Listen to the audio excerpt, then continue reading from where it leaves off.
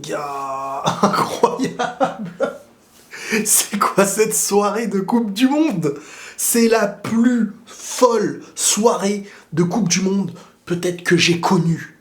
Sur des et si, et 2 minutes après, et si, et 2 minutes après, et si, 30 secondes après, et si, et si. La logique de ce groupe de la mort, de la muerte, je l'avais dit, je l'ai pas appelé la muerte pour rien. J'ai marqué le coup avec l'espagnol. C'est le groupe de la mort. Espagne, Allemagne, Japon, Costa Rica. Et dans cette soirée, les gars, il y a eu quelques secondes où c'était le Japon et le Costa Rica qui allaient passer. Mais est-ce que vous vous rendez compte, en quelques secondes, à un moment donné, si le match s'arrêtait quand le Costa Rica menait contre l'Allemagne et le Japon contre l'Espagne, c'était le Costa Rica, enfin le Japon et le Costa Rica qui passaient, avec l'Espagne et l'Allemagne qui auraient été éliminés. Au final, l'Allemagne est remontée, a gagné son match, mais ça ne suffit pas. L'Allemagne éliminée. Incroyable. Le Japon bat l'Espagne de son côté 2-1. Et là, Japon premier, les mecs. Japon premier, Maroc premier, l'Argentine qui perdait contre l'Arabie, la Tunisie qui bat la France, le Japon qui bat l'Espagne, le Japon qui bat l'Allemagne. Les mecs, moi quand je vous dis et que je répète dans cette Coupe du Monde qu'il faut respecter l'adversité, parce que ce n'est pas le même type d'adversité que tu auras dans un amical ou dans un match en club, c'est pas pareil les gars, c'est pas pareil. Quand je vois les commentateurs voir la Belgique déjouée par le Maroc en mode « Oh la Belgique » ou voir la Croatie en difficulté contre le Maroc et dire « Oh la Croatie ». Mais regardez, en face vous avez des... Ça n'a jamais autant été aussi vrai de dire que c'est 11 joueurs contre 11 joueurs quand on voit la Coupe du Monde. Et actuellement, surtout. Parce que là, il y a des choses à dire. Il y a des choses à dire. Purée, les gars, abonnez-vous à Twitch parce qu'on va parler tout à l'heure. On va parler comme des barjots. Il y aura trop de trucs à dire. Vous allez vous lâcher, les mecs. Bon, les gars, Japon, Espagne. Qualifié en 8e de finale. Le Japon devant l'Espagne. Projet Blue Loco. Ça, c'est cadeau, hein, parce que tout le monde Projet Blue Lock est en marche et ça leur fera une vraie pub. Ça leur fera une vraie pub, parce qu'ils auront de quoi. Ils auront de la référence à s'accrocher. Ils pourraient faire une suite de manga en mode cette histoire-là. Le Japon a enfin battu des grands. Et avant, la référence, c'est les grands. On se dit, les grands, ils ont ce qu'il faut pour passer des tours et tout. Bah non, mais ça y est, le foot est à une époque où tout est étudié, tout est travaillé, tout est devenu... Tu peux pas arriver là, voir la petite équipe, t'es totalement au-dessus, tu l'écrases, tu dis bye-bye. C'est fini, les continents travaillent de plus en plus pour le foot. Alors, il y a toujours plus d'un côté et d'autre, mais ça s'équilibre, ça se rééquilibre. L'Asie, l'Afrique...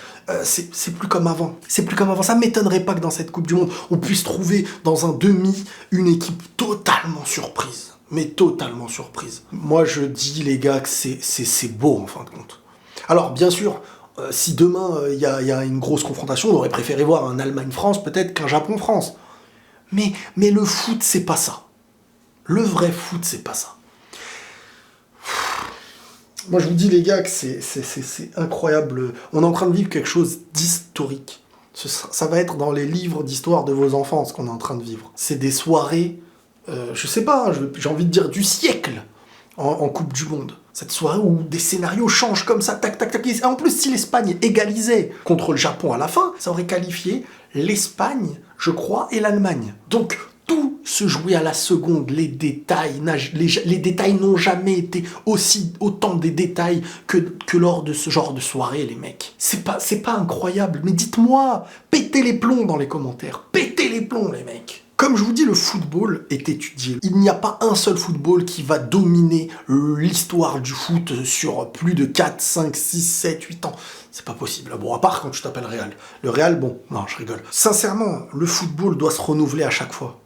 Et quand tu vois le football espagnol, qui, première mi-temps, était tranquille en train de jouer à leur football, en train de dominer, de construire, de dominer, de marcher, de construire et tout, tu te dis, c'est bien. Et c'est ce que je reproche Et c'est même pas ce que je reproche, c'est ce que je constate, même avec le Barça, parce que je fais le lien Espagne-Barça depuis le début, dans la victoire comme dans la défaite. Et le Barça et l'Espagne ont besoin d'être dominateurs pour être à l'aise sur un terrain de foot, c'est leur football, ils n'ont que presque cette option-là. Pas de grosses individualités, là je retire le Barça parce qu'ils ont des individualités maintenant, mais l'Espagne c'est une équipe qui a un collectif incroyable, mais dans les matchs comme ça, si le collectif, ça y est, s'est fait déjouer, et il se fera de plus en plus déjouer, ce collectif, rappelez-vous de la dernière Coupe du Monde, c'est pas la première fois que ça arrive, ce football n'est plus la réponse à tout. N'est plus en train de mettre une équipe dans un esprit où elle ne sait plus quoi faire. Ça y est, on arrive à contre-attaquer aussi ce football. Et comme l'a dit Omar Da Fonseca, ce football espagnol va devoir faire débat maintenant. Commencer à se dire, bon, est-ce qu'il ne va pas falloir évoluer les choses?